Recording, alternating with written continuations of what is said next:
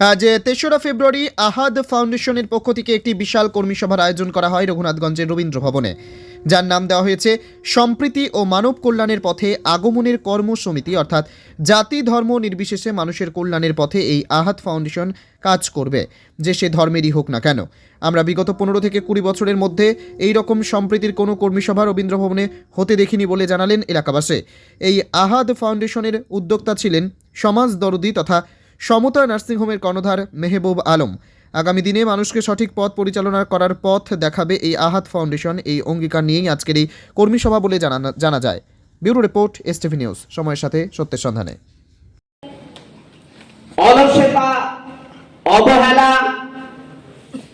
দায়িত্ব পালনে কর্তব্য বিমুখ হওয়ার কারণে মহানবী মুহাম্মদুর রাসূলুল্লাহ সাল্লাল্লাহু আলাইহি ওয়া আলিহি ওয়া সাল্লামের এই অমীয় বাণী বাস্তবায়ন না হওয়ার ফলে আমাদের এই প্রিয় জন্মভূমি, নানা ভাষা, নানা জাতি, নানা পরিধানের এই মহামিলন ক্ষেত্র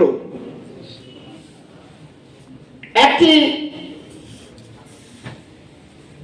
অগ্নিকুণ্ডের মতো পরিবেশ বিরাজ করছে। এ কথাগুলো আপনারা যারা এসেছেন সকলে জানছেন।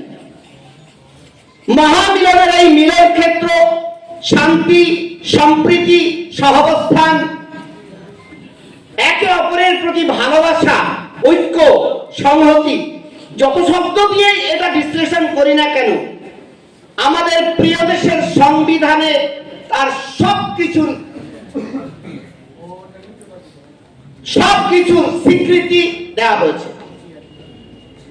তারপরে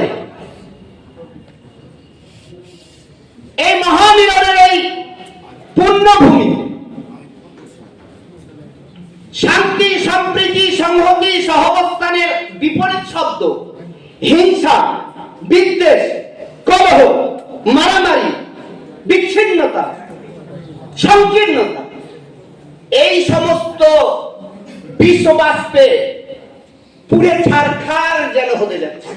এরকম পরিস্থিতিতে মেহবুব ভাইয়ের আহ্বানে এবং তার সাথী সঙ্গীদের আহ্বানে আহাদ ফাউন্ডেশনের এই আজকের এই আলোচনায় এই মহা কর্মকাণ্ডকে বাস্তবায়ন করার লক্ষ্যে বিশ্বনবী মুহাম্মদুর রাসূলুল্লাহ সাল্লাল্লাহু আলাইহি ওয়া আলিহি ওয়াসাল্লামের এই হাদিসটি অত্যন্ত আমাদের উৎসাহিত করে। কিসে? আরেকবার মনে করে দিই, সেটা হচ্ছে শান্তি, একতা, নিরাপত্তা, আত্মরক্ষা। অনেকগুলো শব্দ, কয়েকটা শব্দ দিয়ে যেটা আমি বলতে চাইলাম সেটা হচ্ছে শান্তি, সম্প্রীতি, সংহতি, সহাবস্থান, সহমর্মিতা ইত্যাদি ইত্যাদি। এই সকল ক্ষেত্র বাস্তবায়ন না হওয়ার কারণে যারা আমরা বাস্তবায়নকারী তাদের অলসতা, তাদের উদাসীনতা, তাদের দায়িত্ব কর্ম তৎপরতায়, দায়িত্ব কর্ম বিমুখতার কারণে এই সমস্ত অস্থির পরিস্থিতি বিরাজ করছে। সম্মানিত উপস্থিতি, এরকম একটি পরিস্থিতিতে রাসূলুল্লাহ সাল্লাল্লাহু আলাইহি ওয়া আলিহি ওয়াসাল্লামের এই হাদিসটি আপনাদের মনে করিয়ে দিই, যে এর আগে বললাম যে বহুবার শুনেছেন, বহুবার জেনেছেন, বহুবার পড়েছেন, বহুবার বলেছেন, কিন্তু যে ক্ষেত্রে বাধাপ্রাপ্ত হচ্ছে সেটা হচ্ছে বাস্তবায়নের ক্ষেত্রে। সেটা কি? হাদিসটি এরকম, আলা কুল্লুকুম রাইন ওয়া কুল্লুকুম মাসউলুন আন রাইয়াতিহি।